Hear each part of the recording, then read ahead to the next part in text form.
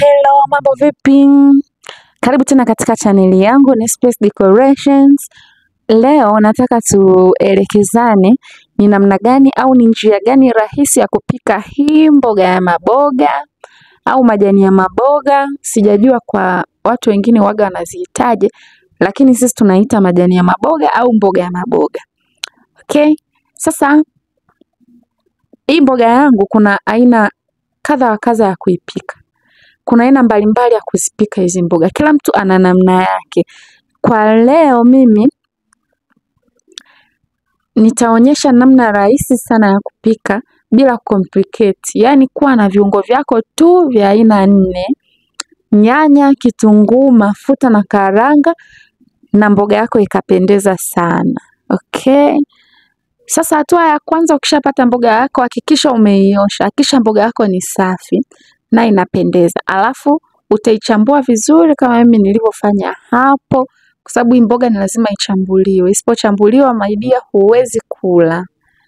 Utaichambua vizuri kama hapo mimi ninavyochambua. Jamani, sijajua wengine wamezoea kuchambuaje. Kila mtu na namna anayochambua, ila mimi huwaga nafanya hivi kwa wepesi zaidi. Sasa nikishaichambua hii mboga yangu nitaikata. Wakati huo nakuwa nishaweka maji motoni, nishaweka maji yako yanaendelea kuchemka. Hayo maji ni kwa ajili ya mboga yangu ambayo ishakatwa. Na mimi huwa sipendi kukata kubwa sana kwa sababu sipendi mboga kubwa. Na pia nikiwa napika mboga ya majani mara nyingi sipendi kuweka viungo vingi kama ninavyopika mboga ya mchuzi, kwa sababu huwa nina tabia ya kukinai chakula. Hata mume wangu pia hapendi viungo vingi, kwa hiyo mara zote huwaga natumia viungo ambavyo ni vya kawaida. Lakini mboga yangu inapendeza jamani, na nyie mjaribu hii njia nyepesi, pia haitumii gharama kubwa. Njia kawaida sana, alafu mboga yako inakuwa nzuri. Pia unaweza ukalia chochote, ugali au wali, japokuwa kwa mimi leo nitatumia kwenye wali. Okay, baada ya kuikata hivyo twende zetu jikoni maidia. Maji yangu nilikuwa nishayachemsha tayari.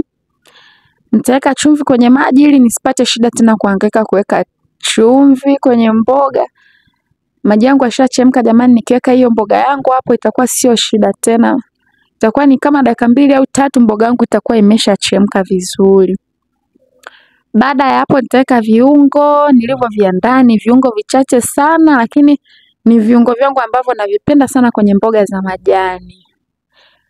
Leo sita complicate sana kwa sababu kila kitu nitaungia hapo juu. Sitaanza tena sijui kuweka mafuta, kuunga, sijui kufanya nini, kutumia sijui hoho, carrot nini. Sitatumia hivyo viungo kwa sababu sivipendi kwenye mboga ya majani.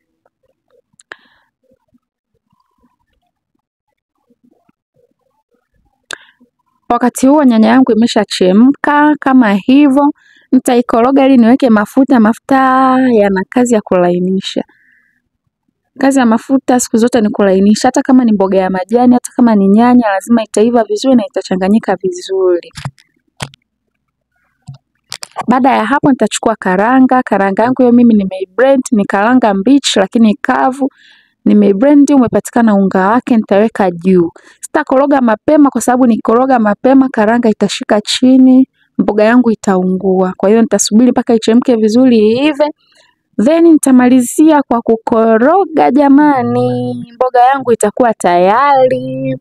Kama umependa mapishi yangu, japokuwa ni simple sana, ni rahisi, mtu yote anaweza akajaribu na akapata mboga nzuri. Jamani, usisite kusubscribe. Mboga yangu hapo ni imekamilika jamani. Mboga ni nzuri, huwezi ukaamini kama nimeungia juu. Na hiyo ni final, naweza nikasema